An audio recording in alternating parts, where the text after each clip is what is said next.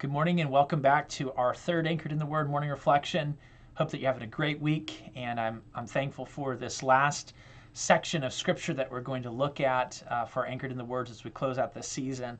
And this passage of scripture, Daniel chapter 9, is a special passage because of what it says about the timing of the ministry of the Messiah, but especially what it says about the nature of the Messiah's work. And so this morning, we will focus our attention on the stunning grace of God towards sinners who are in rebellion against him. And so let's go ahead and take our Bibles together. We will look at this passage.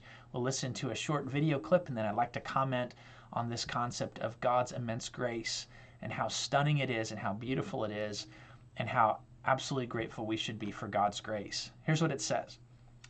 70 weeks are determined upon thy people and upon thy holy city to finish the transgression, and to make an end of sins, and to make reconciliation for iniquity, and to bring in everlasting righteousness, and to seal up the vision and prophecy, and to anoint the most holy. Know therefore and understand that from the going forth of the commandment to restore and build Jerusalem unto the Messiah the Prince shall be 7 weeks and 62 weeks. And the street shall be built again in the wall, even in troublous times, and after 62 weeks shall Messiah be cut off, but not for himself. Now, let's pause and let's listen to a short excerpt from the sermon. God didn't cut off humanity and say, humanity is toxic, I'm done with them. That's what we do. Hopefully not, but that's what a lot of people do. But what does God do? He loves us though we have sinned against him.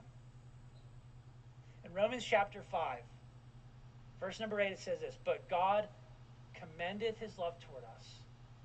While we were yet sinners, Christ died for us. John 3:16, God so loved the world, the same world that he made and that rejected him. Now pause and think about that for just a minute. Rather than God abandoning his creation, he immediately established a promise. And that promise in Genesis chapter 3 was that he was going to provide a redeemer. He talks about the seed of the woman who is going to crush the serpent's head.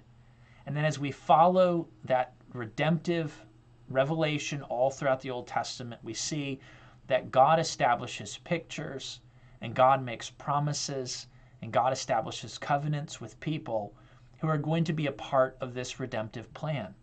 The question is, what was the motive of God to do all of these things? And the answer is, it was his grace and it was his love.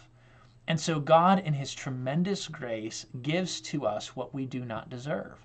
In fact, when we study the Old Testament, we tend to think of the different people that are talked about in the Old Testament as mighty heroes of the faith. And in fact, they really were heroes of the faith. When I look at Abraham and I think about his willingness to offer his son Isaac, believing that God could even raise his son from the dead, that is a tremendous example of faith. Or when I think about David describing the blessedness of the man whose iniquities are forgiven and whose sins are covered, whom the Lord does not impute sin to, he's speaking as a man who has incredible faith.